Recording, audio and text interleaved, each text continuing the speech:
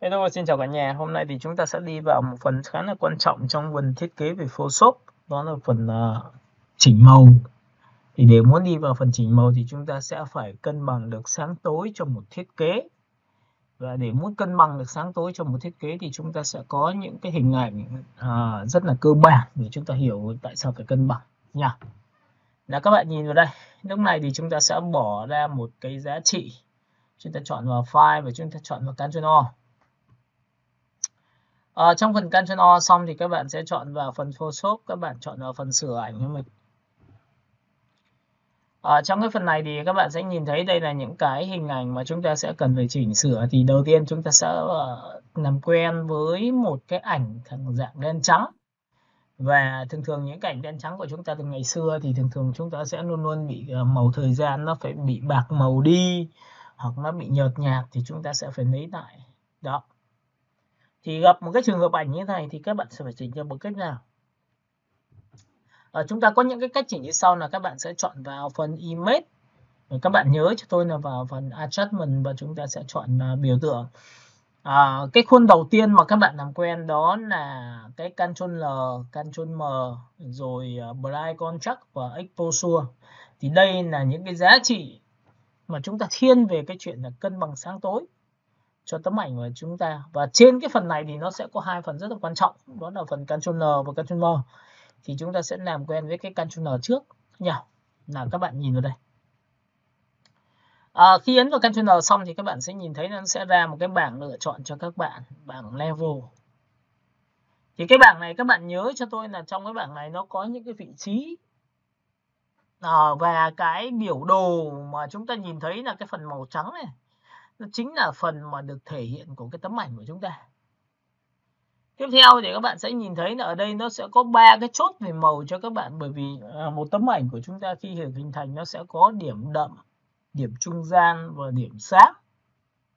Và trong trường hợp này thì các bạn sẽ nhìn thấy cái điểm trung gian chúng ta đã ok rồi, bởi vì nó nằm giữa cái khu vực màu sáng, biểu đồ màu sáng này để các bạn nhìn được đó. Nhưng lúc này chúng ta sẽ quay sang trái và quay sang phải thì chúng ta sẽ nhìn thấy là cái điểm đậm của chúng ta lại là bị nằm ở khu vực ngoài cái vùng trắng này của chúng ta, và cái màu sáng này của chúng ta cũng nằm ở trong đây để bị thiếu. Vậy chúng ta có thể kết luận ra một giá trị là tấm ảnh này chúng ta đang bị thiếu sáng và thiếu tối. Nên chính vì vậy mà các bạn nhớ cho tôi là cái cách mà điều chỉnh đưa về sáng tối thì bạn sẽ cầm cái điểm đậm này, bạn sẽ kéo về sang về khu vực màu đậm cho tôi, đúng cái vị trí biểu đồ này. Đấy, bắt đầu nó xuất hiện nha. Ok, nếu mình sẽ nhìn thấy cái điều này chứ ạ? Dạ, có nhìn thấy. Rồi, tiếp theo cái phần thứ hai nữa là các bạn sẽ cầm điểm này, bạn lại cầm điểm này, bạn kéo lui sang trái cho tôi nữa, thì lúc này chúng ta sẽ nhìn thấy một tấm ảnh của chúng ta nó sẽ được cân bằng sáng tối. Và lúc này sau khi bạn ấn nút OK xong thì bạn sẽ quay trở lại, bạn xem được tấm ảnh của chúng ta vào trước và sau, và trước này và sau của chúng ta. Và nhớ một điều rằng là trong quy trình khi mà điều chỉnh màu thì các bạn nhớ một cái điều là đôi lúc khi mà thiết kế về chỉnh màu thì đôi lúc chúng ta dùng bằng mắt nữa, chứ không phải là theo một cái máy móc. Ok, mình cứ kéo như vậy là đẹp. Đôi lúc có những trường hợp người ta phải kéo núi ra đây một tí thì nó lại dễ đẹp hơn. Ok, kéo núi đấy, nhưng tóm lại nó vẫn phải nằm trong cái khu vực gọi là sáng tối để chúng ta thể hiện được. Vậy sau khi làm xong này thì bạn ấn OK cho tôi, thì đẩy ảnh trước và chúng ta sẽ rất mờ, ảnh sau chúng ta sẽ rõ hơn, ấn OK. Và lúc này thì các bạn sẽ chọn vào Image và chúng ta chọn vào Adjustment và chúng ta chọn vào phần Ctrl L. Thì lúc này cái biểu đồ của chúng ta được rải đều từ phải qua trái, từ đậm sang nhạt, từ nhạt sang đậm. Đó, thì đây gọi là cân bằng sáng tối cho ảnh đen trắng của chúng ta. Ok, lớp mình nhìn thấy phần này chưa ạ? Dạ, rồi thôi ạ. Ok, thế là chúng ta đã hiểu được bản chất của cái sáng tối đầu tiên là như vậy đã. Rồi, bây giờ thì chúng ta sẽ đi vào một cái trường hợp số 2. Trường hợp số 2 nghĩa là sao? Chúng ta sẽ bắt đầu làm quen trên một cái phiên bản đó là ảnh màu. Chúng ta chọn vào file rồi chúng ta chọn vào Ctrl O. Trong phần này thì các bạn sẽ nhìn thấy tôi sẽ có những cái ảnh đặc trưng cho các bạn. Đây là những cái tấm ảnh rất là đặc trưng, chúng ta sẽ chọn vào biểu tượng. Và cái ảnh này nó đang thiếu sáng tối. Và trong cái phần sáng tối như này thì thường thường là chúng ta cũng sẽ bắt gặp những cái ảnh ở trên mạng của chúng ta có thể bị mờ quá, hoặc là khi mà bạn đi làm về thiết kế đồ họa, bạn kiếm một cái ảnh nó không đẹp, trông nó không được trong trẻo lắm, vậy thì chúng ta sẽ phải cân bằng sáng tối rồi. Trước khi cân bằng sáng tối rồi thì bắt đầu chúng ta mới chỉnh màu được nha.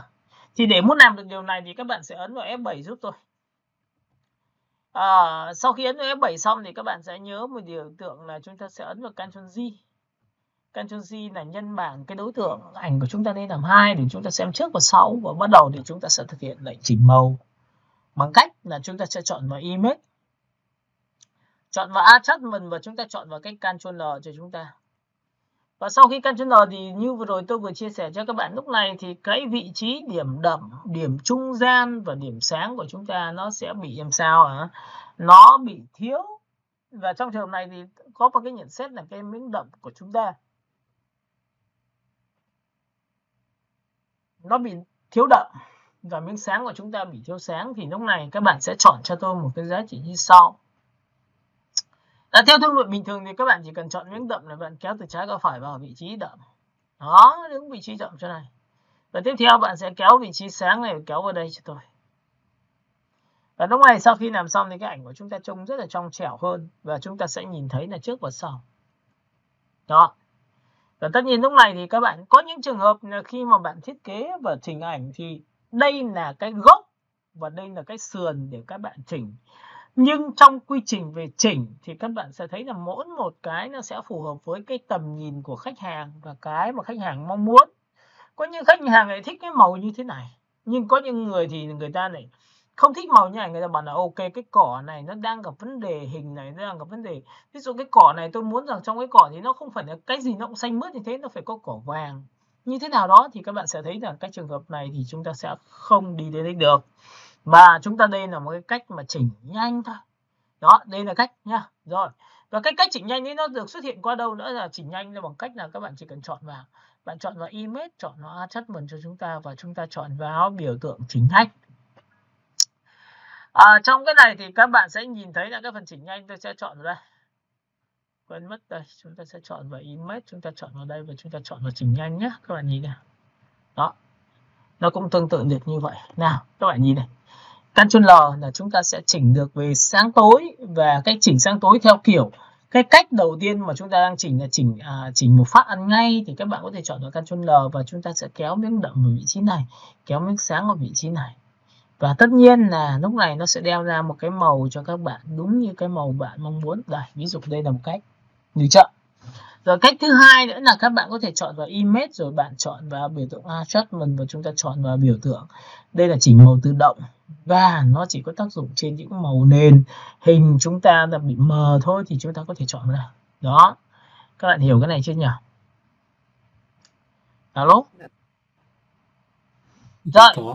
Tiếp theo, sau khi mà chúng ta đã hiểu được bản chất rồi nhưng chúng ta muốn sâu sắc hơn thì các bạn sẽ phải làm sao? Bởi vì sau này khi tấm ảnh của chúng ta nó có rất nhiều thể loại về màu sắc khác nhau, rất nhiều những hình ảnh thiên về màu khác nhau, thì chúng ta làm một cách nào? Bởi vì nhiều lúc mà chúng ta chỉnh sáng, chỉnh tối, chỉnh đen, chỉnh trắng, chỉnh vàng, thì trong cái hệ màu của chúng ta thì các bạn nhớ cho tôi là trong một tấm ảnh của chúng ta nó có 3 cái hệ màu. Và cái hệ màu này là chính là cái phiên bản gốc của chúng ta, đó là các bạn sẽ nhìn thấy ở đây nó có RGB. RGB là tổng của 3 loại màu, nhưng cái kênh màu của chúng ta thì chúng ta phải làm sao? Red, Green, Blue. Và tất nhiên là để muốn nhìn được cái màu này thì các bạn có thể chọn vào Edit và chọn vào biểu tượng Preset như này, rồi chúng ta chọn vào Ctrl K nhé. Được chưa? Và trong cái phần Ctrl K này nó sẽ ra các bảng cho các bạn, thì bạn sẽ chọn vào đây thì nó sẽ có phần Show cái biểu tượng. Tôi chọn Interface và chúng ta chọn Show cái kênh màu lên. Và sau khi show kênh màu xong thì bạn ấn OK giúp tôi. Thì lúc này cái kênh màu của chúng ta nó có 3 loại. Vậy thì một tấm ảnh của các bạn được làm lên từ 3 loại màu, và với 3 loại màu này bạn kiểm soát được nó thì sau này bạn thích chỉnh nó sáng tối đen trắng đều được hết nha. Ok, vậy thì lúc này chúng ta đã hiểu được bản chất rồi thì chúng ta mới vào trong một cái giá trị như sau là để muốn chỉnh một tấm ảnh. Được không ạ? Vậy để muốn điều chỉnh tấm ảnh thì bây giờ chúng ta cũng phải tạo ra một cái sự so sánh để cho các bạn dễ nhìn hơn. Tôi sẽ chọn vào Image, tôi chọn vào Duplicate. Duplicate là nhân bản cái lớp ảnh này làm 2. Và hai cái này rất là giống nhau nha các bạn nhớ nha. Đây, ảnh số 1 và ảnh số 2 này. Và tất nhiên là trong quy trình key này thì các bạn sẽ chọn vào Windows cho tôi, và lúc này chúng ta chọn vào biểu tượng chia đôi. Và tôi hy vọng rằng tất cả những cái việc mà khi mà chúng ta làm về thiết kế, về chỉnh màu ảnh thì đầu tiên là các bạn sẽ phải làm sao hiểu chỉnh màu ảnh để chỉnh làm sao cái màu nó sẽ phù hợp với cái không gian và thời gian của các bạn. Rồi chỉnh sửa ảnh cho chúng ta để ghép vào một cái phối cảnh nó phải phù hợp. Ghép về phối cảnh thì có nghĩa là chúng ta có thể cắt ghép, chúng ta có thể chỉnh ảnh được. Nhưng ngoài ra thì nó lại còn giúp cho chúng ta đó là gì chúng ta sẽ áp dụng cho việc thiết kế của chúng ta được phù hợp với cái tông màu background, màu chữ như thế nào. Đấy, thì các bạn nhìn nhé. Lúc này tôi sẽ tích sang cái ô bên trái của chúng ta và chúng ta chọn vào image, chúng ta chọn vào adjustment và chúng ta chọn vào Ctrl N. Trong cái phần này thì tôi sẽ làm rất đơn giản thôi. Các bạn chỉ cần kéo sang trái rồi kéo sang phải thôi. Thì các bạn sẽ nhìn thấy là lúc này tấm ảnh của chúng ta đã xong. Đó, tấm ảnh đã xong. Chỉnh theo phong cách là một phát ăn ngay. Chỉ cần kéo như thế thôi. Rồi, phần thứ hai nữa là bạn sẽ tích sang bên phải và lúc này tôi sẽ chọn vào adjustment và tôi chọn vào biểu tượng như này. Tôi chọn vào Ctrl N. Thì lúc này các bạn sẽ nhớ một điều rằng là vừa rồi tôi vừa nói những cái hệ màu cho chúng ta đó là gì? Cái một tấm ảnh được làm ra nó gồm có từ ba cái loại hệ màu R, G và B. Và để muốn làm được điều này thì các bạn sẽ nhìn thấy là chúng ta sẽ sổ xuống thì ở đây nó có kênh Red, kênh thứ hai là kênh Green, kênh thứ ba là kênh Blue. Đó, kênh Red của chúng ta như này. Vậy thì chúng ta sẽ chỉnh theo từng kênh thì nó sẽ kỹ hơn. Có nghĩa là bạn đầu tiên bạn chỉnh một phát là chỉnh tất cả các RGB của ba cái hệ màu này luôn một lúc ăn ngay. Còn đây là chúng ta sẽ chỉnh chia nhỏ ra để chúng ta chỉnh thì nó sẽ sâu sắc hơn và nó kỹ hơn rất nhiều. Và chúng ta ấn vào kênh Red. Và sau khi tôi nhận xét và tôi vào kênh Red xong thì nó cũng có một cái biểu đồ chúng ta. Và lúc này cái miếng đậm của kênh Red là màu đỏ nó đang thiếu đậm và nó đang thiếu sáng thì tôi cầm màu đậm của màu đỏ tôi kéo vào đây. Và cũng tương tự như vậy tôi kéo vào đây. Đó, các bạn nhìn chưa?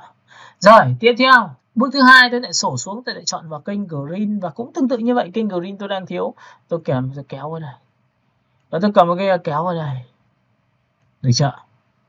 Rồi cái miếng thứ ba của các bạn là gì ạ? Tôi sẽ chọn vào kênh Blue là kênh xanh dương, các bạn sẽ chọn vào cho tôi là cũng đang thiếu đậm và thiếu sáng. Thì các bạn sẽ nhìn vào đây, tôi kéo vào đây và tôi lại kéo vào đây. Ok, thế mình nhìn cái phần này chưa nhỉ?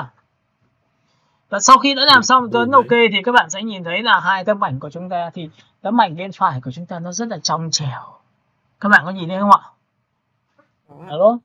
Và trong cái cỏ của chúng ta nó có rất nhiều sắc độ, nó làm cho cái cỏ của chúng ta trông nó sẽ có cảm giác là thật hơn rất nhiều so với bên trái. Nên chính vì vậy mà các bạn nhớ cho tôi là khi chỉnh màu thì các bạn sẽ phải làm theo hình thức như thế này nha. Ok, hiểu cái này chỉnh chưa? Dạ rồi ạ. Rồi, sau khi đã làm xong thì chúng ta mới đi đến một cái tiêu chí. Nào, lúc này thì tôi sẽ tắt đi cho các bạn. Chúng ta sẽ đi qua những cái biểu tượng là chúng ta chọn vào File rồi chúng ta chọn vào Ctrl O. Trong phần Ctrl O thì các bạn có rất nhiều loại ảnh, nhưng mà đầu tiên tôi sẽ cho các bạn đến một cái loại ảnh. Chúng ta sẽ chọn một cái thư viện ảnh mà chúng ta sẽ chọn một ảnh đồ họa. Trong phần ảnh đồ họa thì tôi lăn chuột xuống thì đây là một trong những yếu tố mà các bạn sẽ nhớ một điều cho tôi là tôi tích vào đây. Tôi tích vào đây. Đây, một tấm ảnh này khi nhìn vào thì các bạn sẽ nhìn thấy nó mờ nhạt.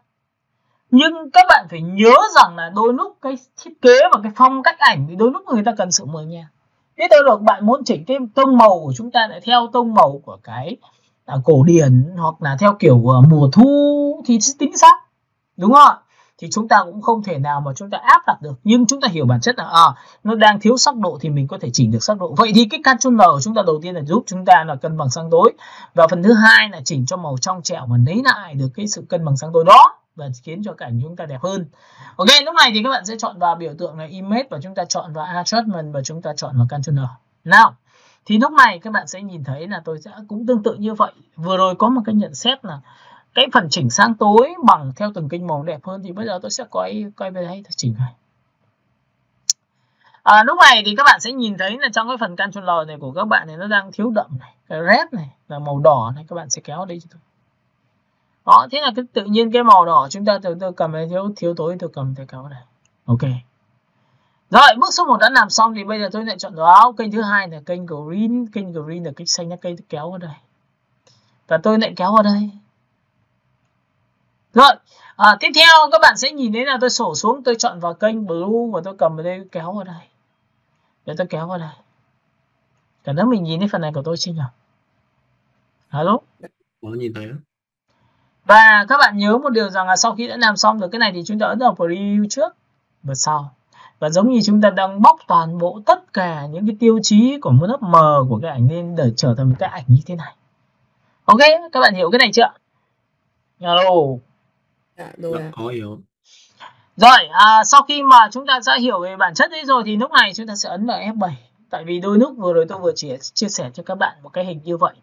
Chúng ta đã học về Gradient Map. Và trong cái Gradient Map nó có một cái việc rất là hay cho các bạn là biến đổi một cái tông màu theo cái tông theo kiểu màu nâu hay là màu đỏ hay là màu xanh hay là màu vàng một cách như sau. Có nghĩa là gì? Cái Gradient Map. Chúng ta đã làm quen với Gradient Map này là gì? Nó khác với Gradient thường là gì? Gradient Map sẽ giúp ích cho chúng ta là màu, nó sẽ dùng cái màu xanh đậm, dùng cái màu đậm sẽ ám vào khu vực màu đậm tấm ảnh. Màu đậm tấm ảnh là cái gì? Đây, những cái này, vị trí con chó này, rồi cái túi này, rồi những cái khe áo này, rồi cái mũ này, những cái chỗ vị trí nào đậm thì nó sẽ ám vào. Còn vị trí trung gian chúng ta là những gì? Cỏ của chúng ta. Đấy, các bạn nhìn thấy cỏ chưa? Ok, và vị trí sáng của chúng ta là màu nâu. Các bạn có nhìn thấy phần này không nào? Vậy thì cái Gradient Map của chúng ta thì tôi sổ xuống và tôi chọn vào cái Gradient Map. Đây là chỉnh theo phong cách của mùa thu. Hay là đấy, mùa thu thì chúng ta có thể chỉnh như thế này. Và lúc đầu tiên thì tôi sẽ chọn cho các bạn một cái Basic. Basic là giá chỉ vì đen trắng. Sau khi Basic xong thì tôi sẽ chỉnh cho các bạn một cái là tôi tích vào đây và tôi sẽ chọn cho đấy. Các bạn có nhìn thấy là lúc đấy khi tôi thêm vào thì có phải cái vị trí màu đỏ nó sẽ thêm vào vị trí màu trung gian không? Các bạn có nhìn thấy màu trung gian chưa? Dạ rồi. Đấy, vậy thì cái Gradient Map nó rất quan trọng. Vậy có những cái trường hợp bảo thầy ơi nhưng mà em thấy rằng là ok rồi, nhưng cái màu trắng này em muốn nó không ám vào khu vực màu của tấm ảnh thì làm bằng cách nào? Các bạn có hiểu đoạn này của tôi không ạ? Alo? Ví dụ cái màu này của chúng ta sẽ chọn vào thiên về màu xanh. Các bạn có nhìn thấy cái màu xanh này của tôi chưa? Có nhìn thấy. Rồi, sau khi đã có màu xanh rồi thì cái màu trắng này tôi muốn là nó không ám vào khu vực màu của tấm ảnh thì làm bằng cách nào? Thì các bạn nhớ cho tôi riêng cái màu trắng này. Ví dụ chúng ta hòa trộn Soft Line, Overlay. Soft Line là màu gì? Là để chúng ta khử được trung gian của chúng ta đi. Thì chúng ta làm bằng cách nào? Ví dụ tôi tích vào đây một điểm. Tôi tích đúp nhé. Thì trong cái phần tích điểm này thì các bạn sẽ nhớ cho tôi là ở đây thì chúng ta chọn là RGB, chúng ta chọn là 128. Chúng ta chọn 128 nhá. Rồi, cái này 128 này. Tại sao lại có 128 này? Có hiểu 128 này là gì không các bạn? Dạ không. 128 này là màu. Được gọi là 50% ghi. Có nhìn thấy nằm ở giữa này không ạ? Có. Đấy. Hiểu cái này chưa? Và cái này là ghi 50% nha. Khi chúng ta dùng hòa trộn là Overlay hoặc Soft Line thì ghi 50% này ở đây nó sẽ bị trượt tiêu toàn bộ. Vậy trượt tiêu toàn bộ thì có phải nó chỉ nộ cái lớp ảnh gốc này không các bạn? Dạ vâng, đúng. Và nó vậy thì những cái khu vực màu xanh và khu vực màu xanh đậm đen này thì nó chỉ ám vào thôi. Còn cái màu khác nó không ám nữa. Đấy, tôi cho bạn xem, tôi ok này. Và lúc này sau khi đã làm xong thì tôi ấn ok. Và lúc này thì các bạn sẽ nhìn thấy tấm ảnh của chúng ta nó có hai lớp. Và cái lớp này thì lớp trên đấy tôi sẽ dùng hòa trộn như son là tôi dùng hòa trộn Soft Line. Thì các bạn sẽ nhìn thấy là cái vị trí màu trắng của chúng ta nó không có tác dụng. Nhìn nha, nó chỉ ám vào khu vực màu của những cái cây này, nhìn thấy chưa? Alo? Dạ, có nhìn thấy. Và cái này của các bạn có thể được thay thế bằng cách là bạn sẽ tăng giá trị này. Ví dụ bạn tích đúp vào đây bảo là thầy ơi em muốn thêm một cam ok thôi. Nhìn đây trên cỏ chưa? Các bạn có nhìn thấy cỏ tôi tăng rực lên không ạ? Đấy, thấy chưa? Vậy chúng ta có phải điều tiết được nó không các bạn? Đó. Chúng ta có thể nôi cái này vào đây. Chúng ta có thể nôi cái màu này có thể là màu xanh như thế này được không ạ? Nhìn thấy chưa? Thì cái này đó chính là giá trị là ví dụ tôi kéo đây thì có phải tôi lấn chiếm cái màu ghi để nó giống như ảnh gốc không? Được chưa? Các bạn hiểu cái này của tôi chưa nào? Dạ có hiểu ạ. Đó, vậy thì cái màu ghi rất là quan trọng để giúp cho chúng ta là có thể ám vào những màu đấy như đó. Rồi. Sau khi đã làm xong thì các bạn sẽ nhìn thấy short line và overlay, thì overlay nó sẽ màu nó sẽ đậm hơn rất nhiều so với short line. Các bạn có nhìn thấy quần nó sẽ rực lên không ạ? Và Dạ. các bạn sẽ nhìn thấy cái áo của đồng chí này sẽ bị thay đổi. Nhìn thấy áo đồng chí này thay đổi chưa? Đó. Dạ có nhìn thấy ạ. Áo ám màu vàng. Vậy trong trường hợp này có nhiều bạn thấy em không thích màu vàng đâu, em thích màu nó phải nâu nâu trầm cơ. Ok thì tôi sẽ chọn bằng nâu trầm, có thể là như thế này. Đó. Và sau khi nâu trầm xong thì tôi sẽ kéo này lên đây và tôi kéo này lên đây. Và cái nâu trầm này thì tôi sẽ chọn cho nó một cái màu nó sáng hơn như này.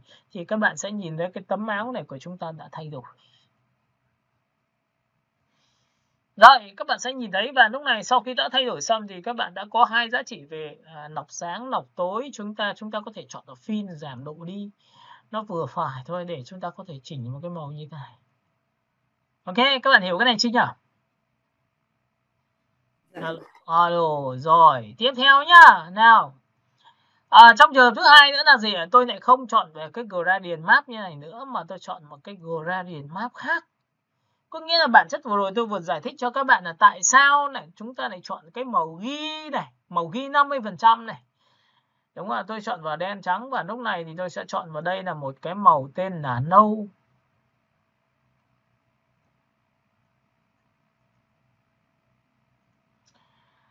Rồi, các bạn sẽ chọn cho tôi một cái màu tên là sáng như thế này. Đó.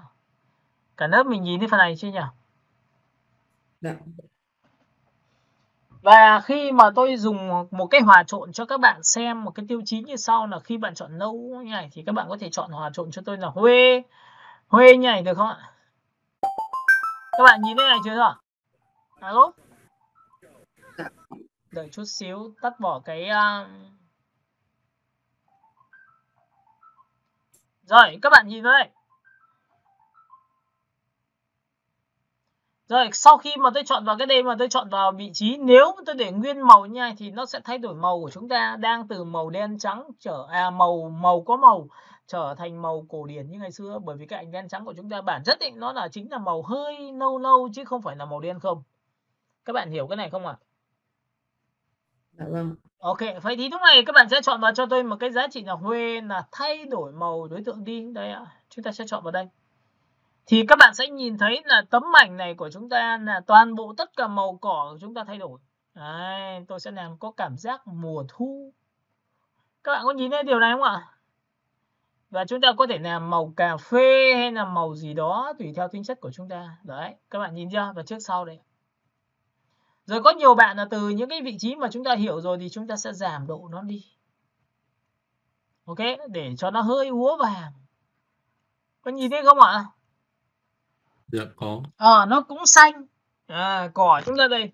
Rồi có nhiều bạn là bảo là không, em muốn cái gỗ nó phải như thế này như thế kia thì nó rất là dễ, bởi vì là chúng ta cũng đã từng học một cái tiêu chí đó là gì? Chúng ta chuột phải chọn ở phần blending option. Và trong phần blending option thì các bạn sẽ loại trừ tất cả những cái vùng màu trắng cho tôi. Màu sáng của chúng ta là từ màu này đúng không? Chúng ta kéo vào đây. Và khi kéo thì các bạn sẽ nhìn thấy là như này. Yeah. Ok, chúng ta chuột phải, chúng ta chọn vào blending option và chúng ta sẽ kéo. Trong phần này thì các bạn sẽ kéo này cho tôi. Các bạn có nhìn thấy tự nhiên cỏ chúng ta sẽ nộ ra không ạ? Và nó sẽ ám thêm một vài cái cọng cỏ nó hơi cháy cháy không ạ? Ok, nhìn phần này chưa? Dạ có. Dạ có thế. Nhìn chưa? Kéo hết như này thì nó vàng hết như này, nhưng mà tôi cầm tôi kéo như này. Nhưng bạn muốn đan xen giữa cái cỏ này vừa xanh vừa vàng thì chúng ta sẽ chơi như này này. Đấy, các bạn nhìn chưa? Ok, và giống này chúng ta trước sau. Thấy không? Ok, nhìn thấy trước sau chưa? Dạ rồi ạ. Vậy thì những cái màu mà theo cô gái cổ điển hay gì đó, bạn muốn theo cái tông màu này thì nó rất là dễ. Ví dụ chúng ta chọn vào biểu tượng là Canchono. Chúng ta sẽ kéo xuống trong cái trường hợp ví dụ một cái màu theo kiểu hơi thiên về dạng mùa thu thì các bạn chỉ cần chọn cho tôi một cái biểu tượng lá. Vậy thì trong cái trường hợp này mà chúng ta đã thấy rằng là cái bên này nó rất hay rồi. Nhìn không? Và cái tông màu này rất là ngon rồi, và bạn thấy là rất ưng ý với cái này rồi, thì bạn mong muốn là con lấy thông số này sang bên cái này không? Phải không? Dạ có. Nếu mà chúng ta đặt lại từ đầu thì rất là đơn giản là ok, nhưng mà bây giờ muốn lấy được sang thì lấy bằng cách nào thì thủ công chúng ta sẽ làm cách như sau. Thứ nhất là bạn sẽ chọn vào cho tôi một cái biểu tượng là group. Chúng ta sẽ ấn vào biểu tượng là Ctrl G vào đây một cái thì nó sẽ có một cái group cho các bạn. Nhìn thấy không ạ? Và cái này thì chúng ta sẽ đưa vào cái group. Nhìn thấy cái group này chưa? Và chúng ta tắt bỏ cái này đi thì chúng ta sẽ quay trở về. Các bạn có nhìn thấy áo của người phụ nữ và đàn ông thì cũng thay đổi màu không? Dạ có. Và các bạn có thấy rằng là cái cảm giác như lúc này thì cái người của chúng ta sẽ đứng theo cái dạng tông sạc tông, đúng không? Theo với không gian không ạ? Dạ.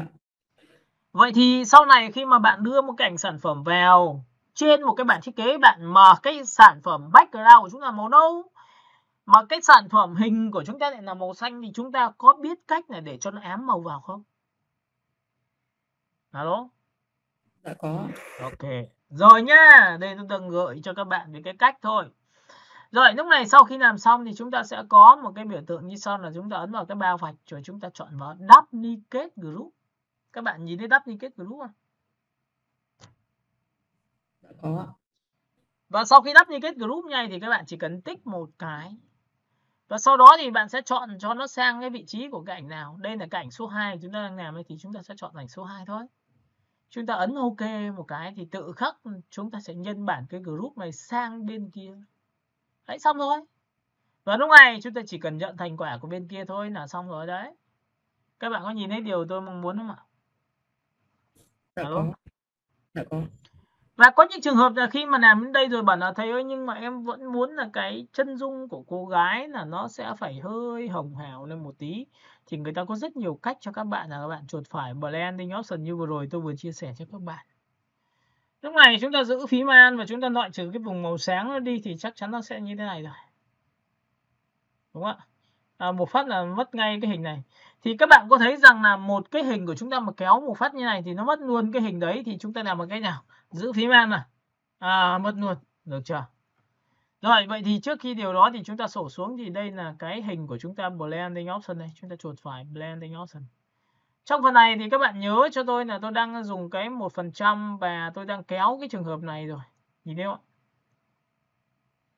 Và lúc này thì cái màu trắng này của các bạn thì các bạn sẽ lui sang đây cho tôi một tí để tôi sẽ kéo cái da mặt hồng hào hơn, tôi sẽ cầm cho kéo đây. Đó, các bạn nhìn thấy da mặt cô gái chưa? Và nó hơi đá tí màu xanh này. Đó, rồi, bây giờ các bạn sẽ nhìn được trước và sau. Có thấy không ạ? Hiểu cái này chưa? Alo? Alo, Dạ. Lu. Rồi, tiếp theo này. Cũng tương tự như vậy, tôi sẽ làm lại một lần là gradient map và chúng ta sẽ chọn cho nó một cái hình liên quan đến màu nâu, và tôi sẽ tích vào đây một điểm, tôi sẽ chọn một cái màu nâu như thế này. Sau khi tôi chọn màu nâu xong thì tôi sẽ chọn một cái thuộc tính hòa trộn cho nó bằng cách là chọn vào Huê. Thì ngay trước tôi đã có một cái tông màu, và tông màu này thì bạn có thể chọn vào chính cái mặt nạ, và bạn có thể dùng cái phương pháp thứ hai nữa là gì? Bạn chọn vào bút B cho tôi. Và bút B lúc này thì các bạn nhớ cho tôi là tôi sẽ chọn một cái bút thường là bút tròn đấy. Thu nhỏ đầu bút lại, và cái bút này nó là màu đen, để làm sao nó tô hình đến đâu thì nó sẽ mất đến đấy, nên là bạn sẽ thu nhỏ cái opacity này xuống một tí và tô dần vào đây. Và tô dần vào đây thì nó sẽ lộ mặt của cô gái ra. Cả nước mình nhìn thấy phần này chưa nhỉ? Dạ, có thấy ạ. Đó, rồi sau khi chọn xong phần này xong thì chúng ta lại chọn vào công cụ bút B, chúng ta lại thu nhỏ lại và chúng ta tô nốt cái phần da còn lại. Đấy nhá, tô không cẩn thận phát vào cái chỗ này là nhìn chưa? Đấy, vậy thì khi tôi nhập cái này thì chúng ta ấn phím X để màu trắng thì chúng ta tô ngược lại thôi. Đó, các bạn có nhìn thấy ngay chưa? Đấy thì lúc này thì các bạn sẽ nhìn thấy cái tấm ảnh của chúng ta nó có rất nhiều kiểu để làm. Và sau khi làm xong này thì các bạn sẽ nhìn thấy là tôi đã làm ra một tấm ảnh có thể là thiên về cái kiểu như thế này nha. Ok, các bạn hiểu cái này chưa nhỉ? Dạ, có hiểu. Rồi, tiếp theo phần thứ hai nữa là gì? Các bạn cũng có thể dùng một cái giải pháp nữa là cái vùng màu xanh này của các bạn sẽ phải tô vào hoặc như thế nào đó để có thể dùng những phương pháp. Thì các bạn có thể chọn vào đây và chúng ta sẽ chọn một cái biểu tượng như sau. Vậy thì trong cái giá trị như thế này thì cái Ctrl L của chúng ta nó giúp ích được cái gì? Thì đây các bạn sẽ nhìn thấy. Chúng ta sẽ chọn vào Ctrl L. Trong cái phần này thì tôi sẽ để cho các bạn xem một cái phần Photoshop.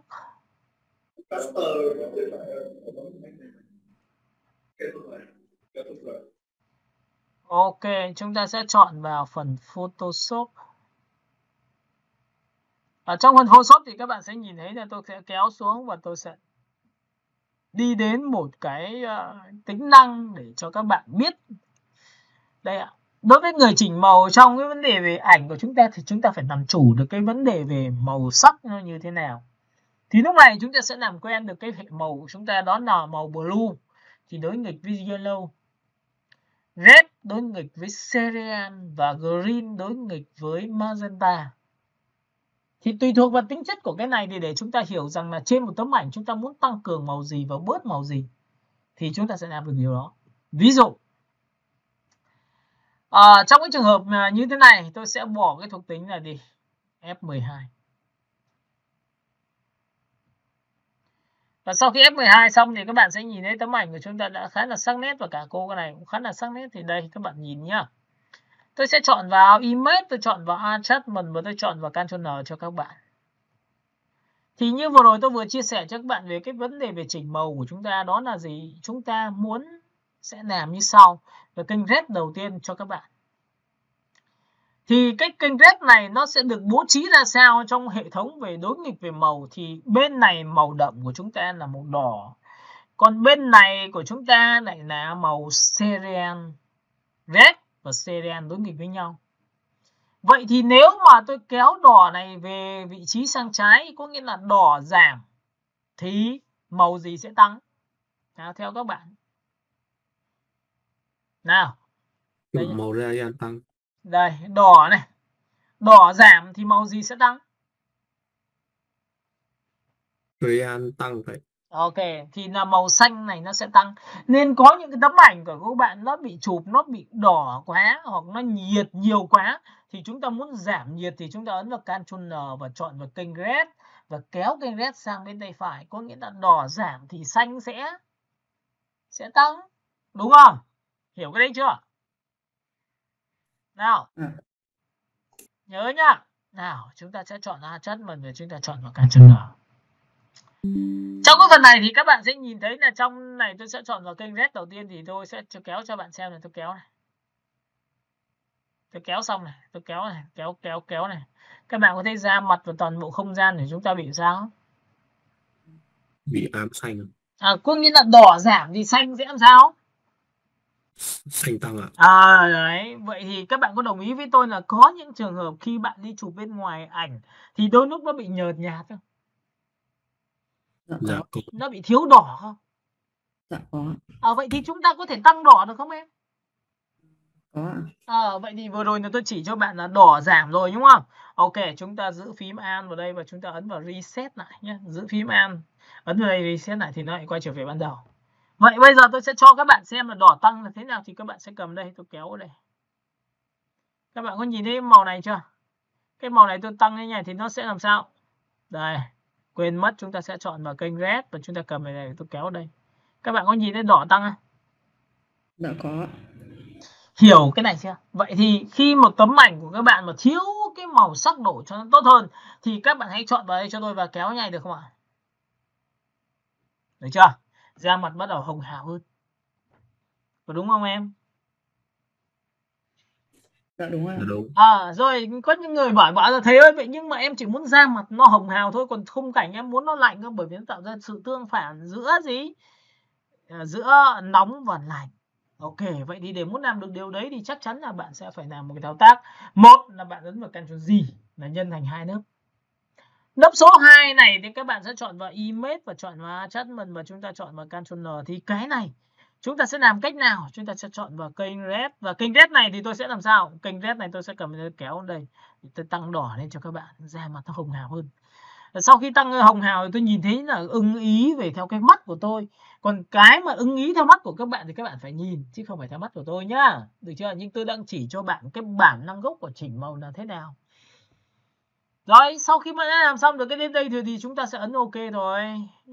Rồi sau khi ấn OK xong thì bạn hãy tạo ra cho tôi một cái mặt nạ trước và sau này, các bạn nhìn trước khác nhau chưa? Đó. Vậy thì chúng ta chỉ cần tạo ra một cái mặt nạ, và mặt nạ lúc này thì các bạn chỉ cần ấn vào phím Ctrl Y ngắn là nó trở thành màu như bình thường, không có hiệu ứng gì cả. Đây là mặt nạ màu đen. Nên chính vì vậy mà tại sao tôi đã nói là khi những cái bạn nào muốn học về chỉnh màu chuyên sâu thì phải cực kỳ hiểu về mặt nạ, cực kỳ hiểu về vùng chọn, cực kỳ hiểu về bút, thì sau này chúng ta mới chỉnh chuyên sâu được. Ok. Và lúc này thì các bạn sẽ làm cho tôi một thao tác là B. Và tất nhiên cái B này thì các bạn sẽ phải chọn cho tôi một cái giá trị như sau, là các bạn có thể chọn vào phương thức đó là màu trắng và tôi tô lên như này. Thì cái da mặt của cô gái nó sẽ hồng hào rất là nhiều, và tôi tô tay. Tôi chỉ tô người thôi. Tóc tai một tí thì chả vấn đề gì cả. Đó. Ok. Lớp mình nhìn thấy phần này chưa? Dạ rồi. Đấy, các bạn có nhìn thấy không? Ok. Các bạn thấy chưa? Thì tự nhiên cái ảnh của chúng ta nó sẽ có giá trị tốt hơn. Rồi. Xong chưa? Rồi, tiếp theo nữa thì ở đây chúng ta sẽ có những cái chúng ta sẽ điều chỉnh nó rất là quan trọng. Da mặt ổn rồi. Nhưng cái tiêu chí thứ hai nữa là tôi muốn rằng là cái màu đằng sau của đối tượng của chúng ta nó sẽ phải làm thế nào. Đấy, thì cái đấy là một trong những tiêu chí là tại sao chúng ta hiểu là màu sắc của chúng ta phải nắm rõ từng cái một. Tiếp theo phần thứ hai nữa là chúng ta sẽ chọn vào hình ảnh cô gái, và cũng là hình ảnh cô gái đây thì chúng ta sẽ chọn vào image, chúng ta chọn vào adjustment rồi chúng ta chọn vào Ctrl N. Thì trong phần này của chúng ta thì kênh green đối nghịch với lại magenta. Green là màu xanh lá cây thì đây màu xanh lá cây bên này, còn màu magenta là màu bên này là màu tím đấy. Ok, bạn hiểu cái màu này của tôi chưa ạ? Dạ rồi. Ok, bạn muốn giảm tím thì màu xanh sẽ tăng. Các bạn có đồng ý tôi không ạ? Thì có phải cầm cái biểu tượng màu bên này là màu magenta kéo xuống thì có phải màu tím sẽ thay đổi không? Nhợt đi rất là nhiều. Nhìn thấy chưa? Dạ rồi ạ. Đấy, loại trừ cái màu tím đi một tí thì màu xanh lại sẽ tăng. Hiểu cái này không ạ? Dạ vâng. Ok, và ngược lại là khi mà các bạn sẽ cầm cái màu xanh này giảm đi thì màu tím sẽ tăng lên. Có nhìn thấy màu tím tăng lên không ạ? Dạ có. Đấy, vậy thì chúng ta hiểu được bản chất là chúng ta muốn điều chỉnh như thế nào thì chúng ta cứ thế mà chúng ta làm thôi. Ví dụ trong trường hợp này tôi kéo như này thì màu sẽ sáng này, màu tím giảm đi thì tôi bật cái này lên. Đây, trước sau này cho các bạn. Đó, các bạn nhìn đi, vẫn người cô gái vẫn ok chưa? Nhưng khung cảnh đằng sau thì là nằm câu chuyện khác. Ok.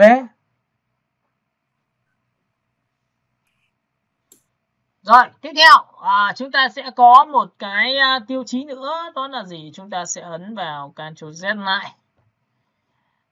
Và cái hình này thì tôi sẽ chọn vào Ctrl Z, Ctrl Z, Ctrl Z, Ctrl Z đây. Rồi, cái này nhá, các bạn nhìn nhá. Thì lúc này chúng ta sẽ chọn vào image và chọn vào adjustment và chọn vào Ctrl N tiếp theo nữa. Thì các bạn sẽ có một kênh cuối cùng là kênh blue. Kênh blue là đối nghịch với màu gì các bạn? Màu vàng. Đúng rồi, chính xác. Vậy thì xanh, đây là kênh blue đấy, và kênh bên này là màu vàng đấy. Vậy thì bạn muốn cái màu xanh nó tăng lên hay giảm đi? Ví dụ cái màu xanh này tôi muốn giảm đi thì tôi cầm cái biểu tượng này tôi kéo ở đấy. Nhìn chưa? Đấy, thì các bạn có thấy là mọi thứ nó sẽ thêm vàng không? Còn bạn muốn bớt vàng đi thì chắc chắn phải làm sao? Cầm biểu tượng kéo ở đây. Các bạn có thấy là không khí bên ngoài sẽ lạnh hơn đúng không ạ? Xanh tăng mà, đúng không? Dạ đúng ạ. Nhìn chưa? Và sau khi mà tôi chọn xong này thì tôi bật cái gương mặt lên thì lại cực kỳ hợp lý, bởi vì gương mặt thì rất là ấm. Các nhìn chưa? và chúng ta sẽ tạo ra rất nhiều cái cảm giác. Và tất nhiên trong cái quy trình khi mà các bạn làm như thế này thì bạn cũng có thể chọn những cái phong cách nữa, là bạn có thể chọn vào adjustment. Nhưng adjustment này thì nó chỉ áp dụng trực tiếp cho cái ảnh thôi. Còn các bạn muốn áp dụng cho toàn bộ tất cả những việc chỉnh màu này thì các bạn sẽ phải sử dụng cái adjustment này. Trong đây nó có phần level cho các bạn là Ctrl L đấy ạ. Thì trong cái phần này như tôi đã nói rồi, các 3 vị trí là cái điểm đầu, điểm giữa và điểm như này từ cuối rồi, đậm, trung gian, sáng rồi, thì nó còn cái sáng tối này nữa. Bạn cầm màu đen bạn kéo lên. Cả nhà mình nhìn cái chỗ này của tôi chưa? Dạ rồi ạ. Thì cái màu đậm chúng ta có bị giảm không các bạn? Alo? Dạ có ạ. Rồi, phần thứ hai nữa là tôi cầm màu sáng tôi kéo lại đây thì sao? Thì nó bị tối đi ạ. Thì các bạn có thấy nó bị tối đi không? Đúng chưa? Alo? Vậy trong trường hợp này người ta có rất nhiều kiểu cho bạn, là bạn giảm đậm lên đi cho tôi thì nó mờ như này. Thì giảm đậm mờ như này thì người ta mới dùng một cái tiêu chí như sau, là người ta sẽ tích vào đây một điểm. Trong tích vào đây một điểm xong thì chúng ta sẽ làm sao? Chúng ta sẽ ấn vào biểu tượng là, ví dụ trong trường hợp là tôi muốn rằng cái hình này nó sẽ xung quanh là rõ nha, thì tôi chỉ cần ấn bút B. Và bút B này tôi sẽ phóng to như này và tôi chỉ vào đây thẳng trực tiếp vị trí này thôi. Trong trường hợp này bạn chỉ vào đây vị trí 1 thì tôi sẽ ấn vào phím X và tôi sẽ kéo tích vào đây một cái thì cái ảnh nó sẽ rõ lên. Các bạn nhìn rõ hơn chưa? Tích thêm này. Ok. Hiểu phần này chưa nhờ cả nhà ơi?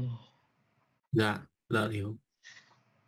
Rồi nhá, vậy thì cái câu chuyện là chỉnh Ctrl N và Ctrl M thì phải ứng dụng với tất cả những cái thứ khác để chúng ta có thể chỉnh màu tốt hơn. Thì đấy là việc của chúng ta để làm sao chúng ta sẽ nhấn nhá vào nhân vật chính của chúng ta như thế này. Được không ạ? Alo? Dạ được. Rồi, tiếp theo. Chúng ta ấn F12 để quay trở lại góc ban đầu. Thì trong cái tấm ảnh của chúng ta thì chúng ta có thể ấn vào Ctrl G là 2 lần đi. Ctrl G 2 lần để làm gì? Ở đây nó sẽ có một cái lệnh nữa cho các bạn là khi mà chúng ta chỉnh, trước khi mà có thể kết hợp nhé. Vừa rồi tôi vừa chỉ cho bạn là Ctrl L. Và bạn hiểu về màu rồi thì bạn sẽ phải chỉnh tiếp theo. Nè, chúng ta sẽ chọn vào Image Filter và chúng ta chọn vào cái phần Camera Raw Filter. Trong phần Camera Raw Filter này nó rất hay ở chỗ như sau. Những cái phiên bản từ ngày xưa, tôi sẽ chọn vào đây. Phiên bản ngày xưa của chúng ta thì các bạn sẽ nhớ là nó sẽ quản lý theo chiều ngang, còn cái này là quản lý theo chiều dọc. Các bạn nhớ nhé, chúng ta sẽ chọn vào quản lý theo chiều dọc. Và chúng ta sẽ có những cái biểu tượng cho chúng ta có color của chúng ta, chọn vào đen trắng, chọn vào màu, chọn vào edit. Đây thì các bạn sổ xuống này. Nhìn chưa? Nó sẽ có phần line rồi phần color rồi phần màu sắc, nó đều có tất cả. Thực ra tất cả những adjustment nó sẽ được hội tụ trong đây. Nha. Rồi các bạn sẽ chọn vào auto cho tôi. Nào lúc này thì các bạn sẽ nhìn thấy là cái màu này của chúng ta nó có phần là effect này, sau đó nó cũng có phần là chỉnh màu, chọn vào mix này, chọn vào detail là chỉnh về độ mịn của da này. Đó, thì đây là những cái mà nó đã có sẵn cho chúng ta rồi. Thì chúng ta có thể lựa chọn những cái màu chỉnh màu trong đây cũng là một cái cách nha. Còn cái cách thứ hai nữa là các bạn có thể chọn vào vị trí như sau, là bạn sẽ dùng một cái hiệu ứng. Đây ạ. Chúng ta sẽ ấn vào Ctrl, chúng ta chọn vào Filter và chúng ta chọn vào biểu tượng là Blur. Chúng ta chọn vào Gaussian Blur là làm nhòe. Và khi mà bạn làm nhòe lên như này xong thì các bạn sẽ nhìn thấy là ở đây thì chúng ta sẽ có những cái nó nhòe như này. Thì sau khi đã nhòe xong thì bạn sẽ chọn cho tôi một cái hình thức là bạn có thể tạo ra mặt nạ và ấn vào chọn vào Ctrl Y như này. Chọn vào B và chúng ta sẽ chỉ vào như này thì cái màu nó sẽ được như này thôi. Cả nước mình nhìn thấy cái phần này chưa? Dạ rồi ạ. Đó, và nó cũng tạo ra những cái cảm xúc màu sắc cho các bạn nó tốt hơn theo cái hình thức như này được. Ok, hiểu cái này rồi đúng không? Rồi, bây giờ thì chúng ta sẽ qua cái phần thứ hai nữa là với cái cách chỉnh màu như vậy thì chúng ta có thể chỉnh nhiều cách bằng những cái như sau này. Chúng ta chọn vào Image, chúng ta chọn vào Adjustment và chọn vào Ctrl N. Thì cái này của chúng ta thì ví dụ chúng ta muốn chỉnh màu xanh hay là màu gì đó. Ok, tôi sẽ chỉnh vào sáng nhỉ. Sau khi chỉnh sáng này thì sau đó thì tôi sẽ chỉnh vào kênh thứ nhất là kênh màu red. Tôi sẽ kéo đây để nó sẽ lạnh hơn. Các bạn có nhìn thấy lạnh hơn của tôi chưa? Dạ vâng ạ. Được chưa? Rồi, phần này tôi sẽ đẩy nhanh cho các bạn sẽ trong hơn tí. Rồi. Rồi tiếp theo là các bạn sẽ chọn vào kênh green. Green của tôi là kênh màu xanh lá cây, màu xanh lá cây giảm thì nó sẽ là màu hồng sẽ tăng lên, tôi sẽ tăng này. Và tiếp theo tôi sổ xuống, tôi chọn vào kênh blue thì tôi sẽ tăng vàng cho các bạn xem nhé. Đây là màu ốc này, màu rêu này. Đấy, vintage của chúng ta có thể là cho màu vàng tăng lên một tí. Đây ạ. Ở đây thì xanh giảm thì vàng sẽ tăng. Đó, các bạn có nhìn thấy không ạ? Và lúc này thì các bạn sẽ nhìn thấy lúc này tôi đã chỉnh sang một cái dạng ảnh khác. Đây nhá, các bạn nhìn nhá. Là F12 nhìn nhá. Ctrl Z này. Thấy chưa? Vấn đề là chúng ta sẽ tùy thuộc theo cái mức độ mà chúng ta mong muốn nó là cái gì thì chúng ta sẽ tô màu cái đó thôi. Và lúc này chúng ta có thể lập ra một layer mới, và sau khi layer mới xong thì bạn hãy chọn cho tôi một cái huê. Huê là giá trị là khi bạn chọn vào một cái màu, ví dụ như là tôi chọn vào một cái màu nâu. Và sau khi chọn màu nâu xong tôi dùng bút bê và tôi thu nhỏ xuống như này và tôi tô như này, đúng không? Thì các bạn có thấy là màu sẽ thay đổi khi tôi tăng cái giá trị 100% thì nó sẽ thay đổi như này, đúng không? Có đúng không? Alo? Dạ đúng không? Nhưng trong trường hợp này nếu mà tôi chọn vào hòa trộn là làm thay đổi màu thì bây giờ tôi sẽ chọn cho nó một cái màu xanh như này được không ạ? Cái tô như này thì có phải nó sẽ thật ra xanh không ạ? Cái đó mình nhìn thấy phần này chưa? Có Dạ. nhìn. Đó, và tôi có thể tô những xanh đằng sau này được không ạ?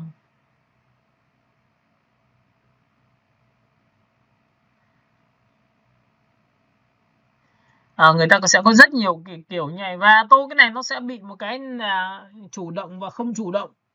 Làm thế nào để chúng ta chủ động được thì cái đấy nó sẽ xét về cái việc mà chúng ta sẽ liên quan đến lần sau, đúng không ạ? Còn ví dụ trong trường hợp này thì tôi khuyên các bạn nhé, sau khi chỉnh xong bạn hãy lập ra một layer mới giúp tôi. Nền mới để làm gì? Để chúng ta phóng to này, hãy chọn những cái nền để bớt những phần chi tiết phụ đi thì chúng ta dùng phím Y ngắn chỉ vào đây. Ví dụ trong đây là một cái màu như thế này. Thì các bạn có nhìn thấy cái màu này của tôi chưa nhỉ?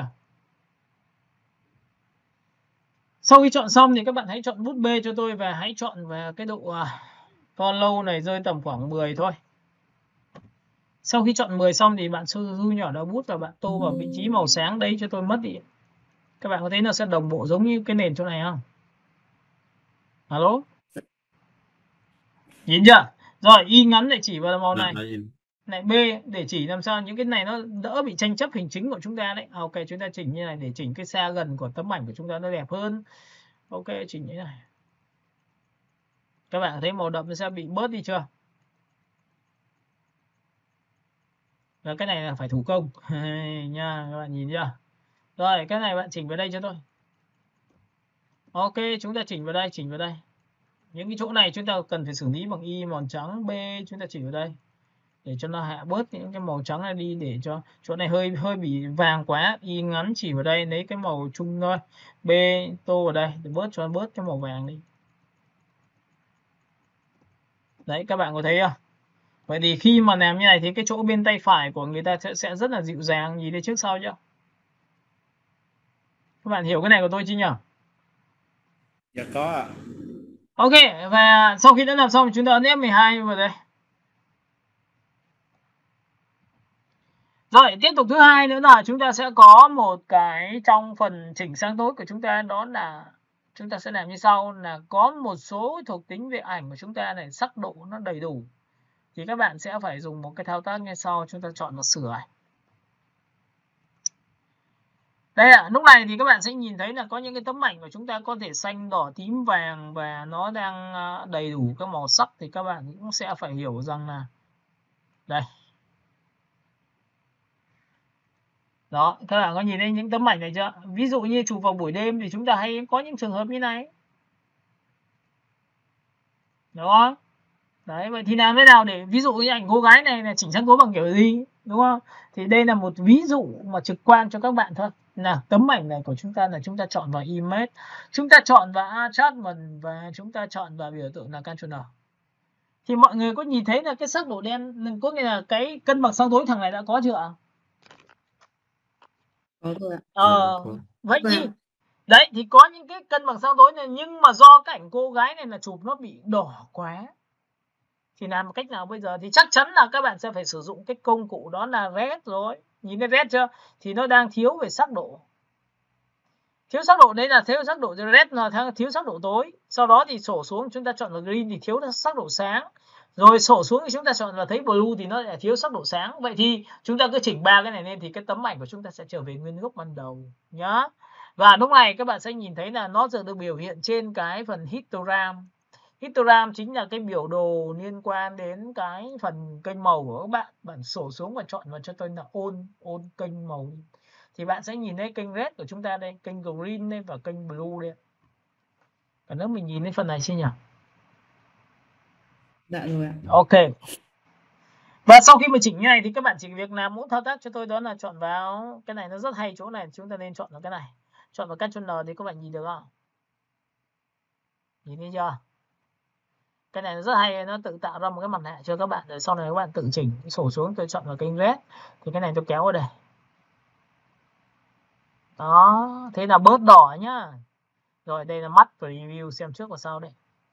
Bước 2 là các bạn sẽ chọn vào kênh green thì kênh green đang thiếu sáng, tôi kéo sáng này lên, và cuối cùng tôi sẽ chọn vào kênh blue, tôi sẽ cầm đây. Và tôi cầm kéo đây. Thì lúc này các bạn sẽ xem trước và sau. Trước, sau. Các bạn có nhìn thấy là lúc này chúng ta đã thay đổi không ạ? Alo, và biểu đồ bên trái của các bạn đã xong. Và chúng ta sẽ nhìn thấy là đối với những cái ảnh mà chúng ta đã mang được sắc độ đầy đủ thì các bạn muốn cái tấm ảnh của chúng ta thiên về tông nóng hay tông lạnh. Bởi vì đấy là chỉnh tổng quan. Còn đi vào chi tiết thì phải bằng cách nào thì chúng ta phải xử lý sau những cái phần chỉnh màu tiếp theo. Đúng không ạ? Rồi, vậy thì sau khi mà đã hiểu được bản chất của cái đó thì tôi tắt bỏ cái này đi.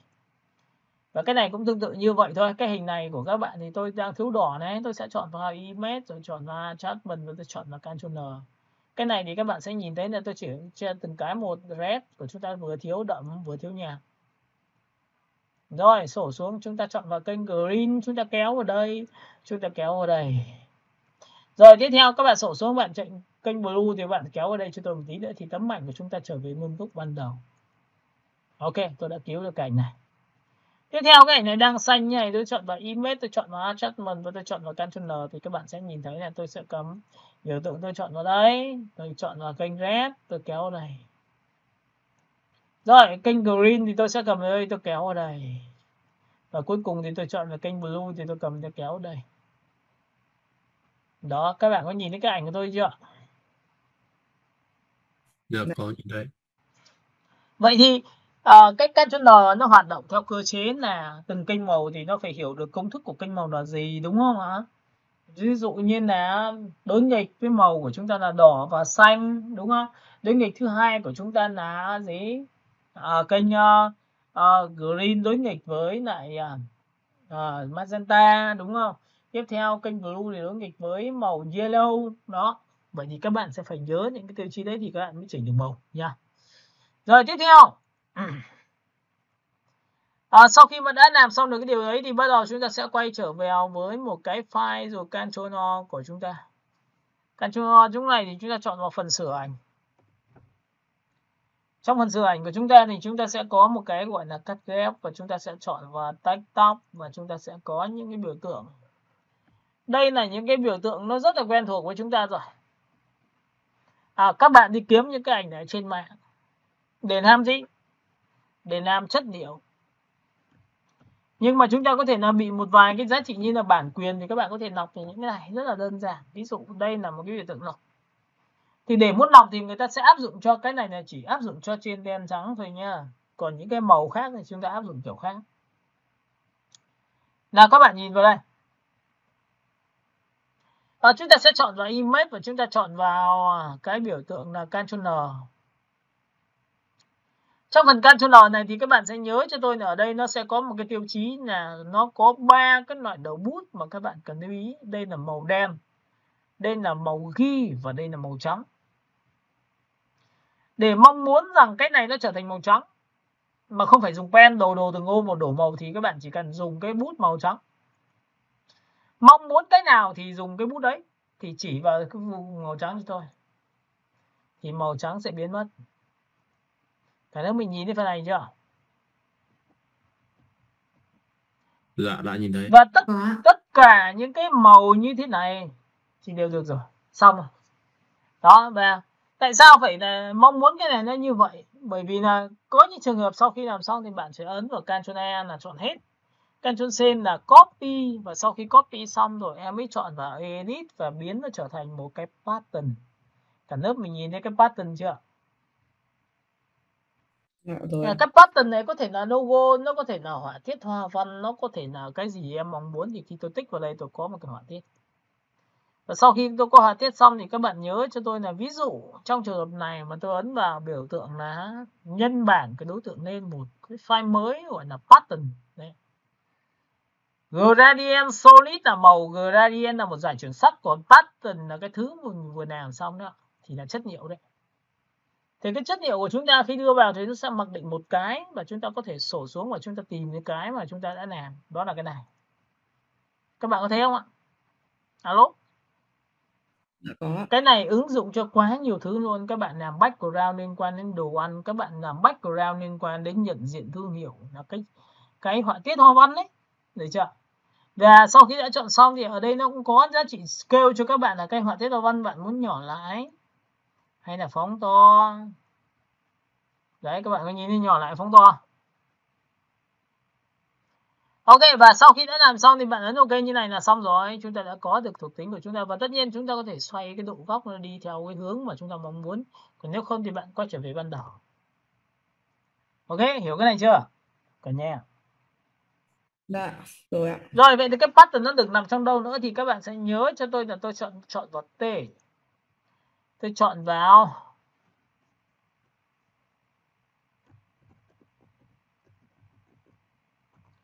OK, chúng ta sẽ chọn vào cây xanh. Sau khi tôi có cây xanh xong thì tôi sẽ phóng to này ra. Tôi sẽ chọn cho nó một cái màu tên là xanh.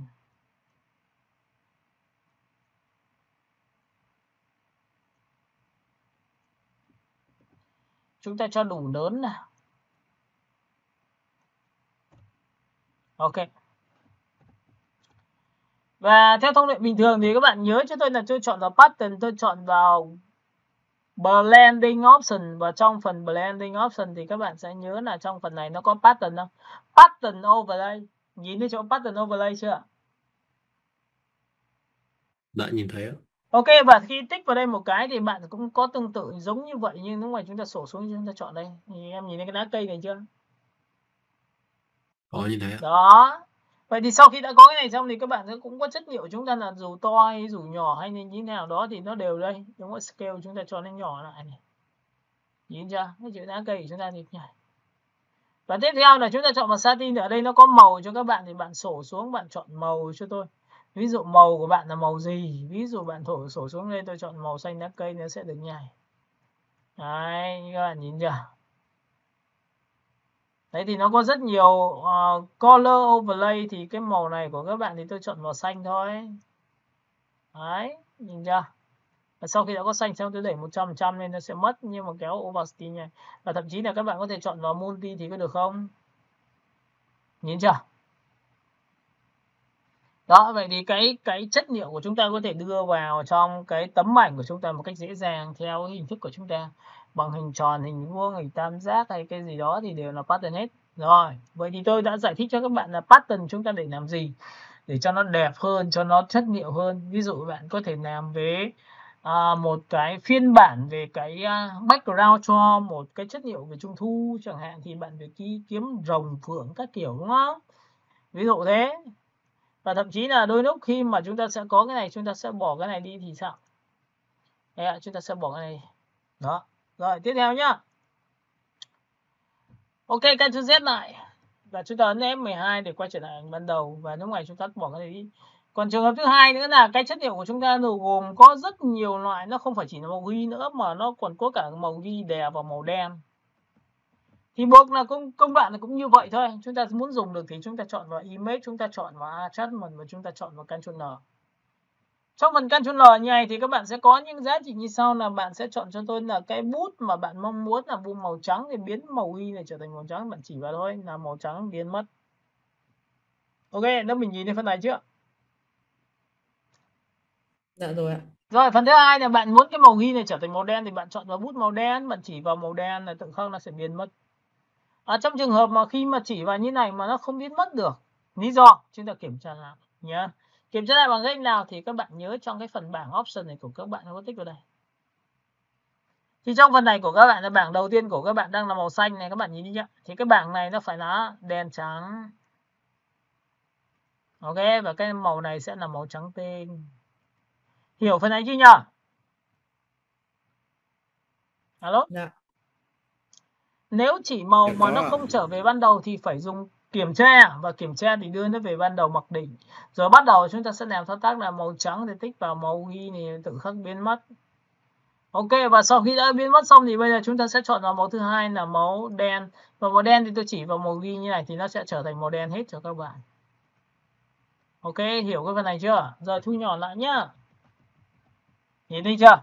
Và cũng tương tự như vậy thì bây giờ bạn muốn biến cái ảnh này nó trở thành màu gì nó đều làm được. Và thậm chí là có nhiều người bảo là thầy ơi, vậy thì cái hình này em đã làm xong rồi. Đây ạ. Thấy chưa? Em làm xong rồi, bây giờ thì em làm thế nào để nó trở thành một cái biểu tượng hình của chúng ta thì bằng cách nào? Thì đây, các bạn nhìn thấy những đường nét này chưa? Các bạn có thể dùng cái filter và chọn vào blur và chọn vào Gaussian blur. Và Gaussian blur thì các bạn sẽ nhìn thấy nó nhòe ra rất là nhiều. Được chưa? Các bạn có nhìn thấy phần này của tôi chưa? Dạ rồi ạ. Ok, sau khi đã nhòe xong thì các bạn có thể ấn vào Ctrl G lần thứ hai để đối tượng này lên, và chúng ta chọn vào chọn là multi để nó khắc cho nó đậm màu lên nào. Các bạn có nhìn thấy đậm màu chưa? Dạ rồi ạ. Rồi, ép cả hai với nhau bằng Ctrl E. Sau khi ép rồi thì các bạn sẽ dùng cho tôi một thuộc tính là filter, chúng ta chọn vào sharpen và unsharp mark, có nghĩa là phải làm nhòe rồi thì mình làm nét cái viền nó rất dễ. Unsharp mark. Được chưa? Và sau khi các bạn nhìn thấy chưa? Đây nhìn thấy chưa? Đây là độ đậm, độ nhòe này, và chúng ta đẩy lên này thì có phải trở về ban đầu không? Alo? Dạ vâng ạ. Rồi, chạy về ban đầu để làm gì? Có nhiều người mới hỏi mà thầy ơi để cái này để làm gì ạ? Thì đây cho các bạn xem là thầy em muốn lấy toàn bộ cái này có thể trở thành vector được không? Thầy em muốn cho cái này biến một phát nó trở sang đen trắng thì cái thằng inut nó chây phát nó cũng ra được, thì có thể cái họa tiết hoa văn nó sẽ lấy được cái từ đây. Thì các bạn nhớ cho tôi là để muốn lấy toàn bộ nét đen và màu trắng sẽ biến mất thì rất dễ, là bạn chỉ cần tạo ra một cái mặt nạ. Và sau khi mặt nạ xong thì bạn sẽ dùng cái là chụp toàn bộ màn hình này, chụp toàn bộ cái ảnh này đưa vào trong cái mặt nạ. Thì theo nguyên tắc của mặt nạ là gì? Màu đen thì sẽ mất hình, màu trắng sẽ còn hình, nên là bạn sẽ chọn vào Image và chọn vào Apply Image, chính là chụp hình đấy. Ok, với cái này thì các bạn sẽ tích vào đây cho tôi một cái, thì lúc này cái hình của chúng ta bị rỗng. Lý do màu đen sẽ chụp vào, màu đen đúng vị trí chỗ đấy thì biến mất. Và màu trắng thì sẽ làm sao giữ nguyên, thì lúc này chúng ta sẽ chọn vào biểu tượng là đảo ngược. Và sau khi đảo ngược xong thì bạn sẽ nhìn thấy là cái này của tôi đã có một cái họa tiết hoa văn. Ok, các bạn nhìn thấy thủng nền chưa? Dạ rồi ạ. Đấy ạ. Ok, và sau khi thủng nền xong thì bây giờ có nhiều người bảo là thầy ơi em muốn lấy cái này sang họa tiết hoa văn thì có thể làm được không? Thì ở đây nó có rất nhiều kiểu, là sau khi đã làm xong bạn có thể lập ra một layer mới và bạn ép lại. Ví dụ cái này có thể là họa tiết hoa văn để bạn đổi màu hay cái gì đó rất dễ. Ví dụ lập ra một layer mới, bạn muốn chọn màu gì? Màu xanh, Alt Delete. Chọn vào Ctrl Alt G thì có phải chui vào cái hình của chúng ta không? Mọi người nhìn thấy không ạ? Dạ có ạ. Mọi người muốn biến màu gì được màu đấy. Vậy thì cái họa tiết hoa văn bạn kiếm ở trên mạng thì chắc chắn nó là đen trắng, và đen trắng bạn muốn cho nó nét hơn thì đây là một chiêu thức nha. Vậy thì trong trường hợp mà các bạn muốn rằng thay đổi màu cho nó nhanh hơn thì bạn có thể sổ xuống, các bạn chọn là Color nhé. Solid Color thì nó chính là một phiên bản về màu sắc bạn thích vào đây, nó có màu luôn. Ctrl Alt G chui vào như này cũng tương tự như vậy, nhưng nó khác ở chỗ là bạn thích vào đây một cái, bạn thích màu gì nó được màu đấy luôn ở đây. Chứ lại không phải nhất thiết phải đổ màu nữa, nó tự chọn vào cho chúng ta. Ok, hiểu phần này không ạ? Đấy, làm về thiết kế và làm họa tiết các thứ là mình sẽ phải làm theo hình thức như thế này. Rồi, nếu mình nhìn thấy chưa? Dạ rồi ạ. Rồi, đã xong. Bây giờ tôi lại nói tiếp trong cái giá trị như sau, là có nhiều bạn nói là thế đến đây thì em có thể là trở thành họa tiết hoa văn có thể là được không? Thì đây, cho các bạn xem một cái tiêu chí như sau, là tôi sẽ lập ra một name mới và tôi sẽ biến nó trở thành cái ảnh. Nhưng trước khi cái ảnh xong thì tôi giữ phím Ctrl, tôi tích vào cái ảnh nhá. Các bạn có nhìn thấy không ạ? Lúc này tôi sẽ bỏ cái này đi, tôi giữ phím đây. Giữ Ctrl và tích vào cái mặt nạ của chúng ta thì nó sẽ trở về vùng chọn trong cái mặt nạ. Các bạn có nhìn vùng chọn trong mặt nạ chưa? Hello? Dạ rồi ạ.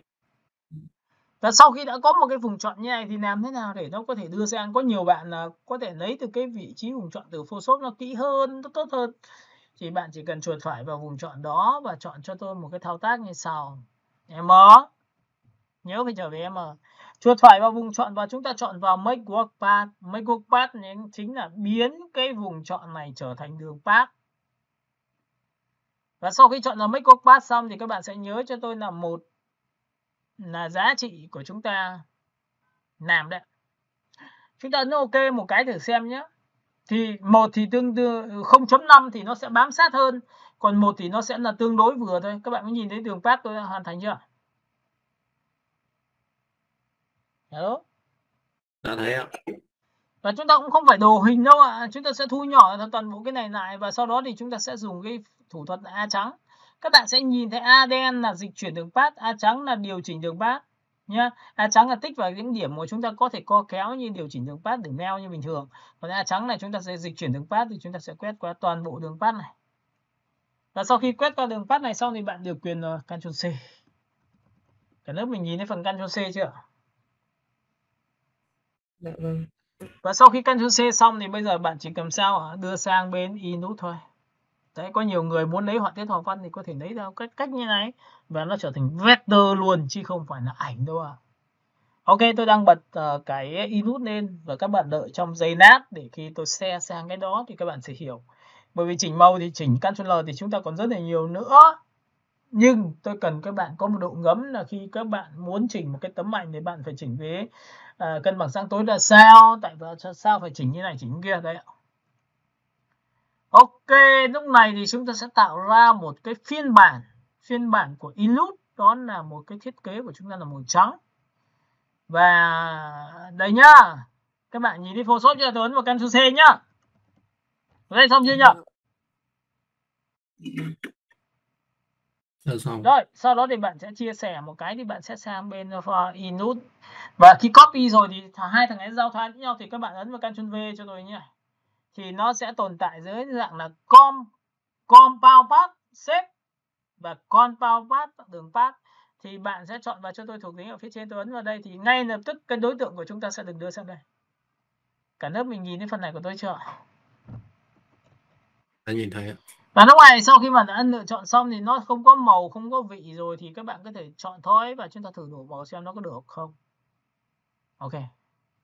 Cả lớp mình nhìn thấy phần này chưa? Ctrl Shift H. Cái file này là file vector nhá. Nó không phải là file mà theo kiểu mà chúng ta bằng ảnh đâu ạ. Mà đã là file vector thì nó sẽ rất là sắc nét, đúng không các bạn? Nhìn thấy chưa? Đó, vậy thì sau này các bạn muốn mà biến ảnh trở thành cái gì đó thì các bạn chỉ cần xử lý trên Photoshop sang bên này thì nó sẽ rất là nhanh, nó sẽ rất đẹp cho các bạn. Nhưng tất nhiên nó cũng nặng chứ, bởi vì đây là những cái đối tượng, rất nhiều đối tượng này gộp lại với nhau nó mới được như này. Bạn bảo vẽ một con rồng, con phượng thì chắc chắn là phải kiếm rồng ở trên mạng rồi đúng không? Đúng chưa? Alo? Dạ, đúng. Rồi đấy, thì đấy là vừa rồi tôi vừa chia sẻ cho bạn về cái cách thức để chúng ta có thể làm ra một cái phiên bản đó là chất liệu. Rồi tiếp theo. Bước thứ hai nữa là các bạn sẽ làm quen với cái tông màu, đó là tông màu trộn qua kênh màu như sau. Hôm nay chúng ta sẽ học về blend màu theo kiểu màu trộn. Để muốn làm được điều này thì các bạn sẽ chọn cho tôi một tấm ảnh. Tôi sẽ chọn vào File rồi tôi chọn vào Ctrl-O. Trong phần Ctrl-O thì tôi sẽ để ổ E và tôi sẽ chọn vào phần ảnh đồ họa ở phía trên và tôi sẽ có rất là nhiều những cái ảnh màu sắc. Các bạn có thể chọn màu sắc trộn màu như sau.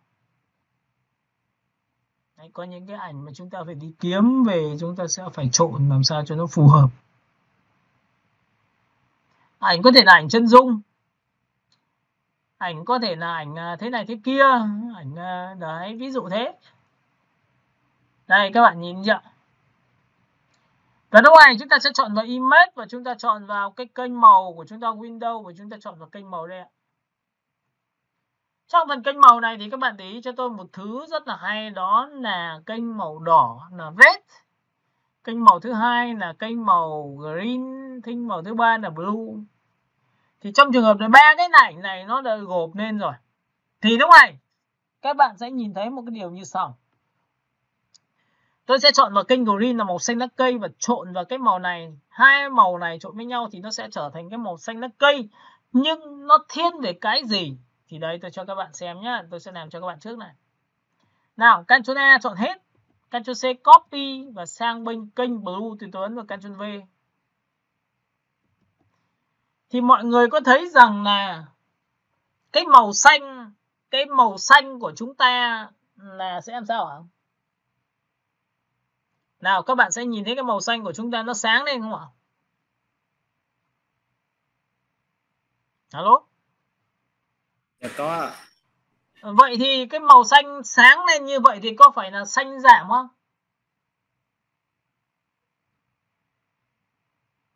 Hay sao? Dạ đúng ạ. Đấy nha, các bạn sẽ nhìn vào đây cho tôi. Trong trường hợp này thì cái chỗ này đang là màu đậm đúng không? Chúng ta có thể áp dụng trực tiếp là cái Ctrl Image và chọn vào Adjustment và chọn vào cái Ctrl L luôn. Và cái Ctrl L như này thì có phải là kênh blue của chúng ta không? Các bạn có nhìn thấy tự nhiên nó vào thẳng kênh blue không? Dạ thấy ạ. Thì có phải ví dụ tôi muốn chỉnh sáng hơn thì tôi phải kéo như này không các bạn? Dạ đúng ạ. Dạ đúng. Đúng chưa? Và khi kéo lên như này xong thì các bạn sẽ nhìn thấy đây là một tấm ảnh đã tôi kéo xong rồi. Tôi ấn OK và tôi quay trở lại ảnh gốc ban đầu để xem nó như thế nào. Đây ảnh gốc ban đầu RGB tôi kéo ở đây. Thì các bạn có nhìn thấy tất cả những cái phần này của chúng ta nó sẽ sáng lên và chúng ta cái màu xanh nó sẽ hơi ám một tí không ạ? Bình thường nó sẽ làm sao? Ctrl Z lại nó như thế này. Có đúng chưa? Nhưng nó sẽ không đều được. Vậy thì để muốn đều được về mặt sắc độ thì chúng ta sẽ phải chọn kênh green là Ctrl A, Ctrl C, sau đó thì kênh blue tôi ấn Ctrl V như này. Thì các bạn sẽ nhìn thấy cái màu mặt của đối tượng của chúng ta có ảnh hưởng không ạ? Nào, ít ảnh hưởng hơn, nhưng lúc này sau khi trộn xong thì cái màu chúng ta sẽ làm sao? Tích vào đây. Thì các bạn sẽ nhìn thấy cái tấm màu ảnh của chúng ta nó rất là đẹp. Nhìn không ạ? Dạ, Màu xanh lá cây cộng với màu xanh dương sẽ trở thành màu xanh ngọc bích nha. Ok, hiểu cái này không ạ? Dạ vâng. Rồi, thì có những người thì bảo là thấy ơi, vậy thì cái màu này nó đẹp như vậy thì em thấy ưng ý rồi, nhưng mà đấy, ưng ý rồi thì em có thể làm cách đấy. Còn cách thứ hai nữa là gì? Em có thể bảo vậy thế thì em có thể chọn vào kênh Ctrl A như này, Ctrl C như này và em sang kênh green em paste lên được không ạ? Ctrl V như này được không ạ? Thì các bạn có nhìn thấy màu xanh lá cây của chúng ta đậm lên một độ không ạ? Dạ có ạ. Nào, vậy thì đậm lên một độ thì chúng ta sẽ ấn vào đây thì lúc này chúng ta có một tông màu. Các bạn có thấy tông màu này chưa? Dạ thấy ạ. Ok, và chắc chắn là tông màu này thì chắc chắn là sẽ là liên quan đến một cái thứ rất là quan trọng, F7. Và thấy như này thì mặt cô gái màu đỏ quá. Em thấy tông màu cái rừng cây bên cạnh là ok được rồi, có thể làm cho phim ảnh cái thế nó có thể làm được như này. Nhưng em muốn rằng nó phải quay trở lại cái đoạn ở mặt nó phải như cũ thì có thể làm được không thầy? Đó. Thì một là các bạn sẽ nhân bản lên cho tôi là 2 lớp ảnh.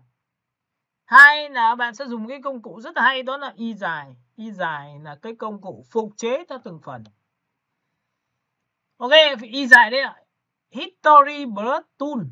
Các bạn nhìn thấy phần này chưa?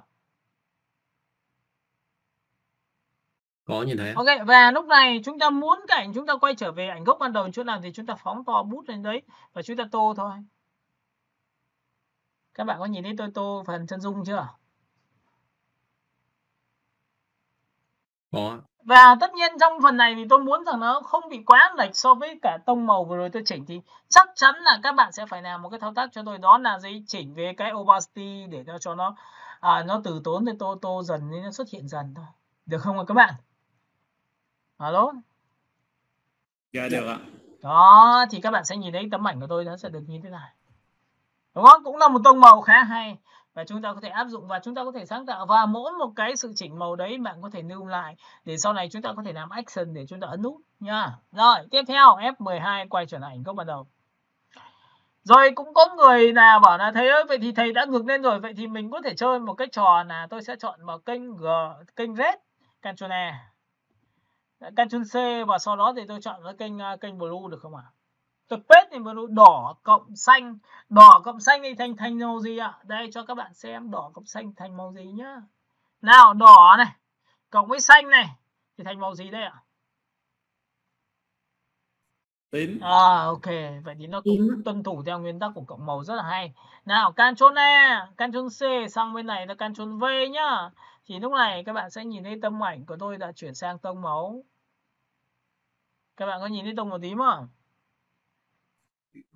Dạ thấy ạ. Đó, rồi. Vậy thì cái tông màu này cũng khá hay, nhưng vấn đề là tôi muốn quay trở ảnh gốc ban đầu thì tôi lại dùng phím Y dài, tôi kéo ở đây tôi tô mặt như này được không ạ? Ok.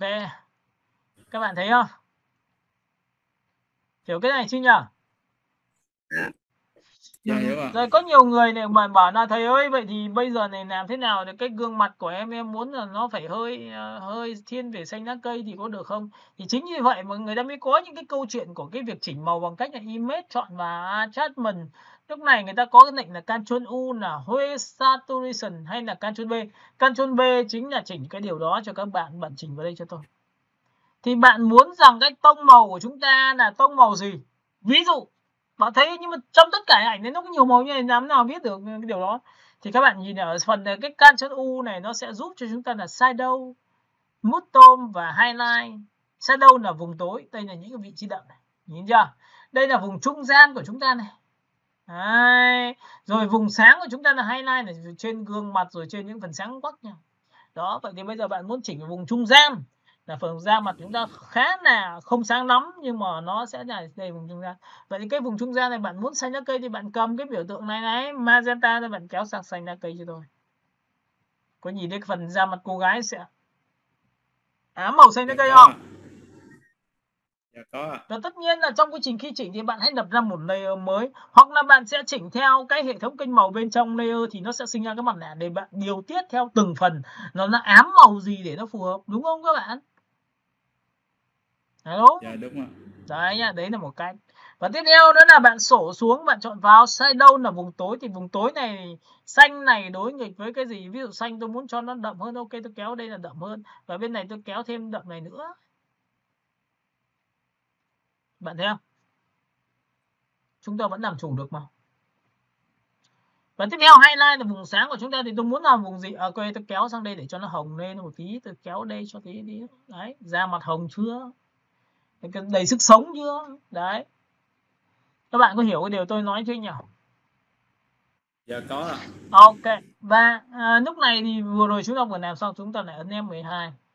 Và chúng ta lại quay trở lại ban đầu và chúng ta chọn vào Windows và chúng ta chọn vào biểu tượng là kênh màu. Thì cái kênh màu của chúng ta nó là cái này.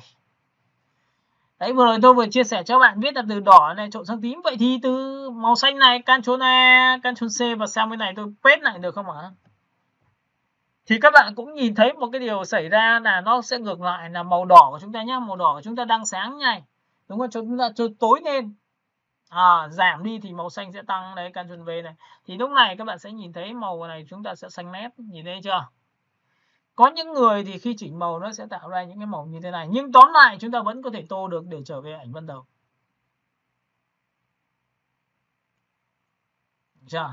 Và trở về ảnh ban đầu như này thì buộc các bạn sẽ phải dùng công cụ nữa là Image, chúng ta sẽ chọn vào biểu tượng Adjustment và chúng ta chọn vào biểu tượng Ctrl B để chỉnh cái sắc độ của da mặt nó tốt hơn. Ok, tôi sẽ chỉnh vào đây một tí, tôi sẽ chỉnh vào đây một tí để cho cái da mặt nó tông qua lên một tí, nó sẽ đẹp hơn.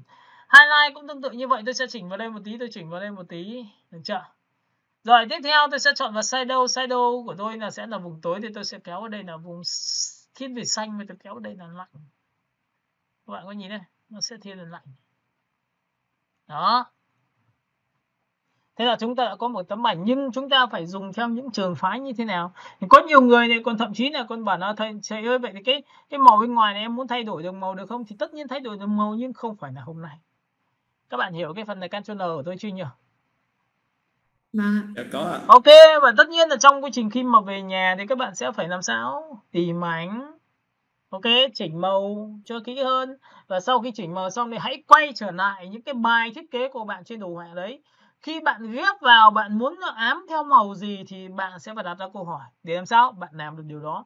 Thì vậy mới gọi là đúng nghĩa của nó, chứ không phải là tự nhiên là vào sáng tối dương chỉnh. Tôi không chỉnh cho bạn theo thông số. Bởi vì lý do làm sao? Mỗi một loại ảnh có một thông số khác nhau. Mỗi một loại ảnh nó sẽ chụp ở các vị trí khác nhau, thời gian khác nhau, nên chúng ta không thể áp đặt một cách máy móc được. Cả nước mình hiểu cái này chưa? Dạ có ạ. Alo, chắc chắn hôm nay về chúng ta sẽ luyện Ctrl L nhé. Và tất nhiên là trong cái bài này tôi có bao nhiêu cái ảnh thì tôi sẽ gửi cho bạn bấy nhiêu cái ảnh để các bạn luyện tập. Và nhớ một điều rằng vẫn phải bám sát, bởi vì để muốn chỉnh được màu ảnh tốt thì phải làm sao đi kiếm ảnh về chỉnh. Đúng không? Thì nó mới lên tay được chứ. Dạ. Còn hôm nay tôi nói về cái bản năng gốc. Bản năng gốc có nghĩa sao? Em hiểu được là cái RGB là gì. Tại sao Ctrl L chúng ta cân bằng sáng tối nó phải như thế này, đúng không? Và có những cái ảnh mà chúng ta thiếu sắc độ cân bằng sáng tối, nhưng có những cái đầy đủ sắc độ sáng tối nhưng lại bị lệch về màu, thì chúng ta sẽ dùng can thiệp bằng cách nào? Nhưng can thiệp như này là không sâu, bởi vì lý do là áp dụng tổng quang. Còn sau này muốn áp dụng chuyên sâu từng cái một thì chúng ta sẽ đi vào sâu nữa những cái phần chỉnh màu ở sau của adjustment của chúng ta. Adjustment chúng ta rất là dài. Các bạn nhìn thấy không? Ok. Dạ. Rồi, các bạn nào có câu hỏi gì không? Alo. Dạ không ạ. Nếu không câu hỏi gì thì thầy sẽ render và gửi lại cho các bạn bài này để các bạn học về chỉnh màu nhá. Dạ. Ok các bạn.